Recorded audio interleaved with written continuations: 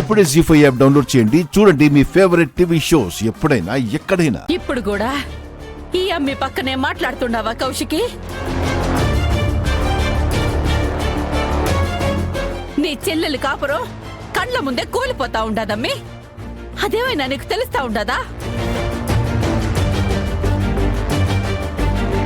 కొంచెం అటు ఇటైనా మాధురి జీవితం నాశనం అవుతుందక్క. జీవితాంతం ఇక పుట్టింట్లోనే ఉండిపోవాలి.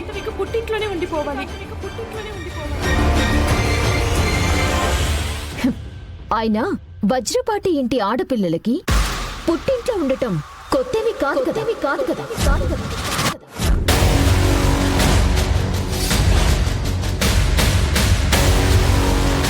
ఇప్పటిదాకా మొగుడుదిలేసిన వాళ్ళు ఈ ఇంట్లో ఒక్కరే ఉండేవారు. రేపటి నుంచి ఇద్దరుంటారు.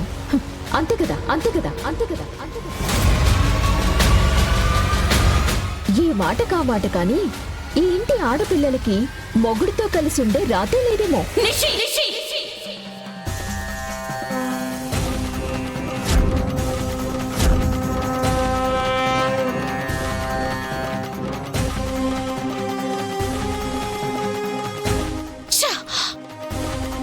నువ్వు ఇంటి కోడలివే. ఈ ఇంటి మర్యాద నీ మాటల్లో ఉంటుందని ఎన్నిసార్లు చెప్పాను. ఏందమ్మి, నిషిక మాట్లాడిన దాంట్లో ఏం తప్పు ఉండదు? అంతలా అరుస్తా ఉండవు.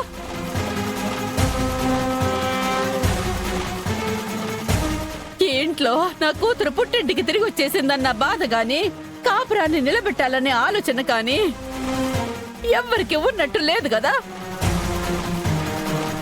ఉంటే అమ్మికి వత్తాసు పలికే వాళ్లే కాదు. ఇప్పుడు ఇక్కడ సమస్య ఎవరి తరపున మాట్లాడుతున్నారనా, లేదా మాధురికి వచ్చిన సమస్యకి పరిష్కారాన్ని వెతకడమా? పరిష్కారం వెతకడం ఏంటి నాన్న? మధు చెప్పింది కదా, జగదాత్రి వెళ్లి కేసు వెనక్కి తీసుకుంటే మావ ఇంటికి వచ్చేస్తారు, మధు హ్యాపీగా ఇంటికి వెళ్ళిపోవచ్చని. అదే సొల్యూషన్. చెప్పింది వినిపించింది కదే.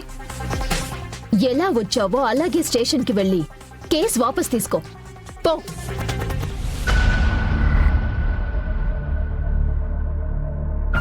ఏందమ్మి, చెప్తా ఉంటే వినిపించడం లేదా?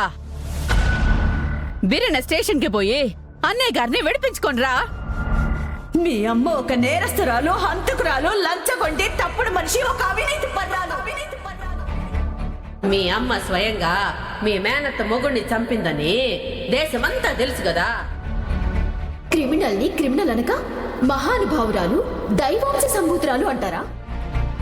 ఒక క్రిమినల్ పోతే వాళ్ళ పేరు మీద అన్నదానం జరిపిస్తానంటే చాలా నవ్వొస్తుంది నాకు.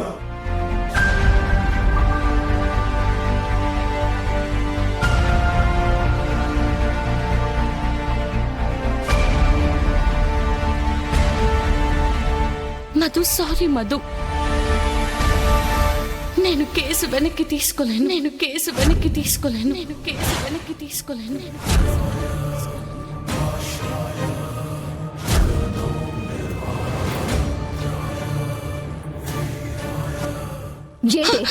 ఏమంటున్నావు? నిషి, ఈ కేసు తన 20 ఏళ్ల కష్టం, కన్నీళ్లు, అవమానాలు నిషి. జీ5 యాప్ డౌన్లోడ్ చేసి అన్ని ఎపిసోడ్స్ పూర్తి ఉచితంగా చూడండి.